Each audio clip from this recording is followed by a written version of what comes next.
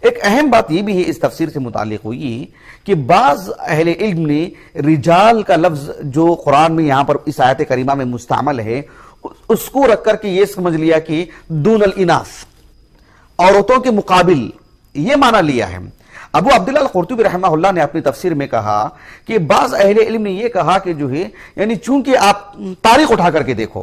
ابراہیم علیہ السلام نے جب کہا کہ وَأَذِّن فِي النَّاسِ بِالْحَجِّ يَأْتُوكَ رِجَالًا، آپ اس وقت سے لے کر کے آج تک کی جو میں آپ کے سامنے باتیں بیان کر رہا ہوں، چاہے جس عالم دین نے بھی کہی ہو، چاہے وہ ابو عبداللہ القرطبی نے کہا ہو یا آج میں آپ سے کہہ رہا ہوں، آج تک کی تاریخ میں بھی اٹھا کر کے دیکھ لو کتنے لوگوں نے جو مسلمانوں نے حج کیا ہے اس میں اغلب کون ہے، اس میں غالب کون رہے ہیں، مرد ہی رہے ہیں۔ آپ ہر سال کی تاریخ جب سے ویڈیو بن رہی ہے حکومت سعودیہ کی طرف سے حج کی جو ویڈیو، وہ تو حرم کے ہر طرح کی ویڈیو بنتی ہی ہے، لیکن حج کی بھی جو ہے مناسک حج جہاں جہاں انجام دیے جاتے ہیں تو اس کی بھی تو ویڈیو بنتی ہے اور اس کی جو ہے مطلب عدد بھی بتائی جاتی ہے کہ کتنے لوگ اس سال حج کرنے کے لیے آئے ہیں، مرد کتنے ہیں، عورتیں کتنی ہیں، پورا جو ہے ان کے پاس اس کا شمار رہتا ہے۔ ایسے میں کون رہتے ہیں ہر سال اگر آپ دیکھا جائے تو کون آتے ہیں وہاں پر زیادہ؟ تو مرد ہی آتے ہیں نا عورتوں کے مقابلے میں۔ تو کہا کہ اس اعتبار سے رجال سے مراد یہاں پر جو ہے مرد مراد ہیں، اس لیے کہ اغلب چونکہ ان کا حصہ ہے اس وجہ سے اللہ رب العالمین نے رجال کا ذکر کیا۔ لیکن ابو عبداللہ القرطبی رحمہ اللہ نے کہا کہ وَفِي هَذَا بُعْدٌ، یعنی بہت ہی مطلب ایک دور کی بات ہے، یہ مطلب گویا کہ اصول سے ہٹ کر کے گفتگو کی جا رہی ہے،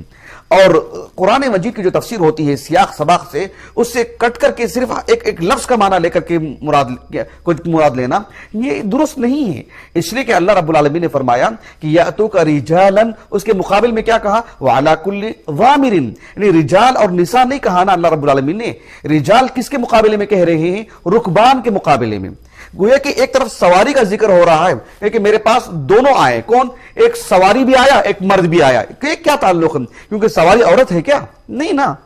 تو اس اعتبار سے سواری کا جو لفظ ہے، ضامر کا جو لفظ ہے جو سواری پر دلالت کر رہا ہے، ضامر کا لفظ یہ بتا رہا ہے کہ یہاں پر رجال پیدل چل کے آنے والے لوگ مراد ہیں، نہ یہ کہ رجال جو ہے نساء کے مقابل ہیں، وہ لفظ دلالت کر رہا ہے۔ اسی لیے اللہ جزائے خیر دے شیخ ابن عثیمین کو رحمہ اللہ، ان کا جو مجموع فتاوی و رسائل ہے نا، کتنی جلدوں میں ہے؟ میں سمجھتا ہوں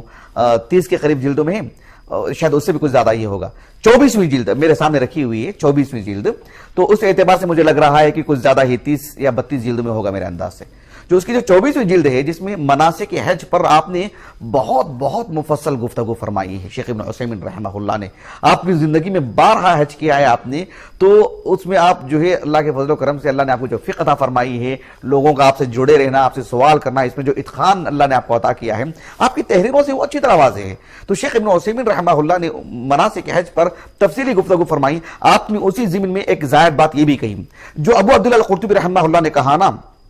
اس کو تو آپ نے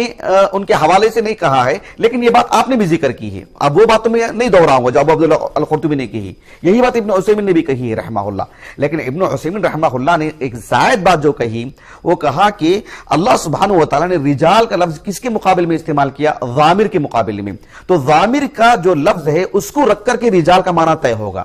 یہ ایک اصول بتایا آپ نے۔ کہا کہ یعرف معنی الکلمہ بما یقابلها، ایک لفظ کا جو معنی آپ جس آیت کریمہ میں وہ مستعمل ہوتا ہے اس لفظ کا معنی آپ کیسے طے کریں گے؟ یوں ہی موجم کھول کر کے نہیں، اس کے مقابل میں اللہ نے جو لفظ استعمال فرمائے اس کے مقابل کے اعتبار سے معنی طے کریں گے آپ۔ شیخ ابن عثیمین رحمہ اللہ نے کہا کہ یہاں تو ٹھیک ہے، تھوڑا ظاہر ہے رجال ضامر کے مقابلے میں، ضامر کے مقابلے میں، اور ضامر سواری مراد ہے، ایسے میں جو ہے یعنی اس کے مقابلے میں رجال آپ نے طے کر لیا کہ پیدل چلنا۔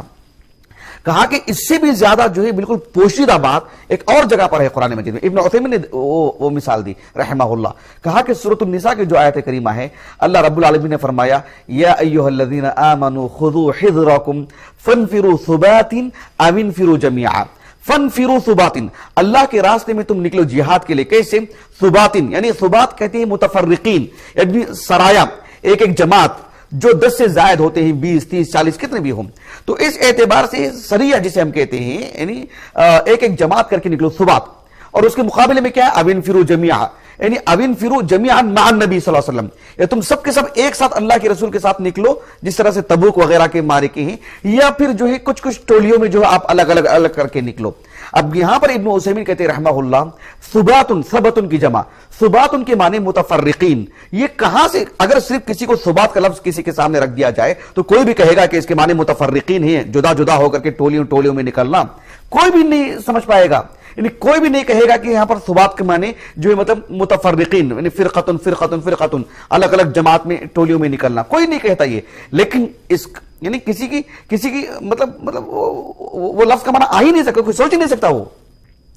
لیکن جب ہم دیکھتے ہیں کہ اوینفروا جميعا، اس لفظ کو جب ہم رکھتے ہیں، اس جملے کو جب ہم رکھتے ہیں، پھر جا کر کے اس کا معنی طے کرنا آسان ہو جاتا ہے. اوینفروا جميعا کے مقابلے میں ثبات کا معنی کیا ہوگا کہ بھئی متفرقین، المتفرقون، یہ معنی یہ ابن عثیمین رحمہ اللہ نے سمجھانے کے لیے ایک مثال دی.